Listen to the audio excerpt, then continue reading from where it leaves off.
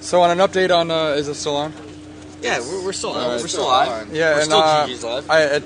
on table one we have our favorite player Matt Nass and our second favorite player Living End. They're going to game 3 now. With Elvis going to be on the play in game 3. No one was watching you on the internet, Adam Yurchick. Have a seat right here. I'm gonna see. Sit right there. I'm gonna go see what Cowell's doing. I'll be right back. No one wants to sit next to me. I can't believe it. I mean, hey, see, we only got 1,300 people who saw that live. Diggy. So, what's your record? Adam Yurchick, ladies and gentlemen. 12-1. 12-1. Oh my God. So you're pretty much a lock for top 8, right? I don't know. I just keep playing until they tell me to stop. So. Well, you got to play 2 more rounds, right? Yep. 2 5 more. 5 more? Yeah, well, I guess so. 5 more rounds. Just win them out. Just win out, right? That's the plan. Okay, so you are playing the Thopter decks. Yep. Thopter decks. Is it Correct.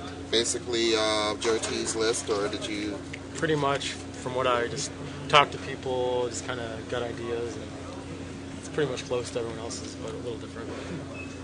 All right, so what we're going to do is did Ray explain how the Good Deck Live segment works? So why don't you tell everybody how it works? See how well you're listening. It's first off, it's brought to you by mtgchicago.com. Use coupon code GGsLive and get 15% off a purchase of $35 or more. So if you actually want to buy your deck again, you should go to mtgchicago.com and use the GG's Live code. Stosh is the best. It's pretty good. It's an awesome guy. Yeah. So now Ray's laying your deck out, and then we're just going to go over the deck. All right. Some of the good matchups, cool. Bad matchups. And then the people in the chat room kind of trash you for playing horrible cards and say you're a bad player and you're awful. Yeah. So we recommend that you don't read the chat. So I think we're almost ready. So do you remember what decks you played against over the course of the weekend? First round 4 was black-white. Like Hate, Even Mind Sensor, Samurai of Pale Curtain, GT, Confidant, Thoughtseize, Duress.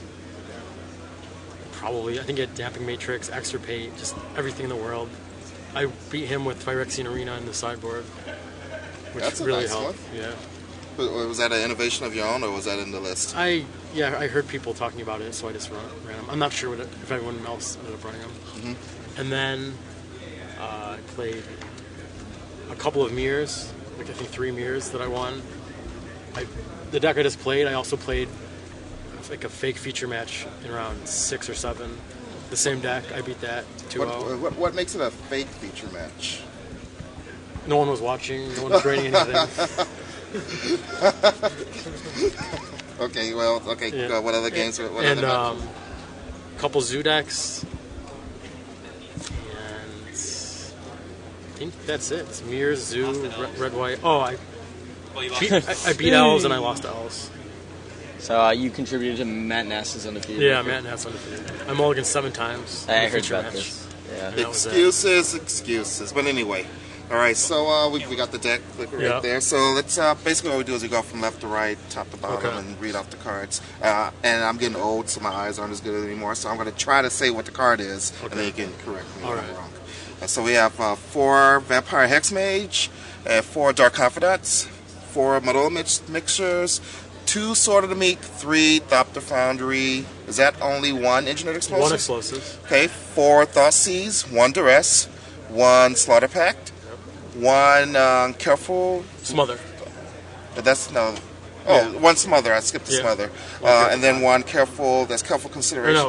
Compulsive Research. 4 Thirst for Knowledge. 1 Into the Royal. Foil Into the Royal. 1 Foil Into the Royal.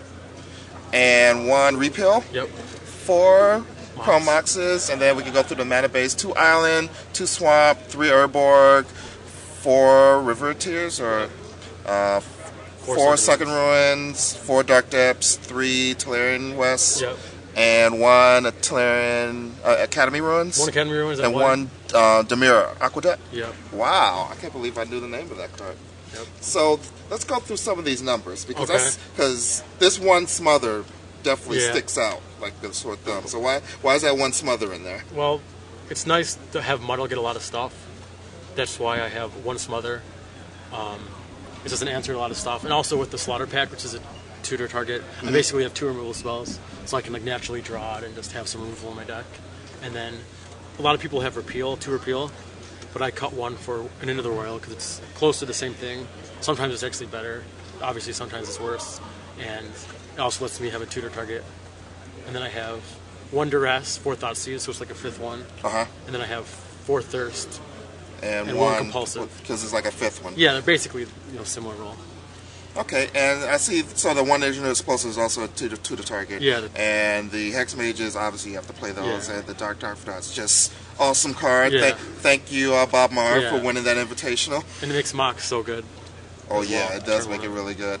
Okay, and let's look at the sideboard a little bit. So we have 4 Leyline of the Void. So why are we bringing those in? I mean, I know why we're bringing them in, but why specifically Leyline of the Void and not, say, Ravenous Trap or Extirpate or Crypt, something that you could tutor Relic. The main reason was I expected a decent amount of dredge. Even if there wasn't a lot, it's a matchup that I want to be ready for because it's hard to beat. All right. So I wanted to have those. I also want them in the mirror match, some amount of them.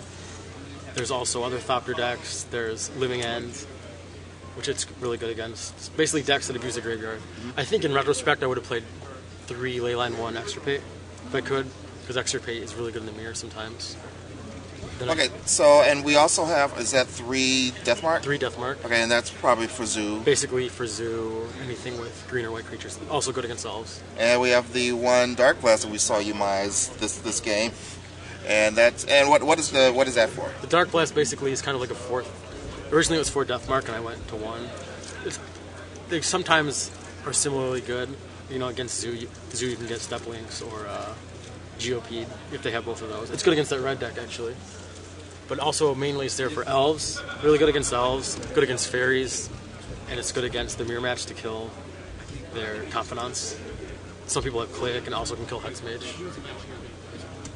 Alright, so now we have the 2 arenas that we were talking about a little bit before, but you want to elaborate a little bit more on them? The 2 arena... You were walking down the aisles of the Grand Prix and you heard someone say, yeah, Phyrexian Arena is really good, and Thopter Depths, and then you went and found 2? Yeah, people were talking about it, and I'm like, hey man, I need 2. And sometimes I actually brought it in to replace Bob, because you can't really kill it, it's just a continuous draw engine. The life can matter, but once you have Thopter going, it doesn't. Or you can just make a token and kill him before it gets out of hand, or repeal it.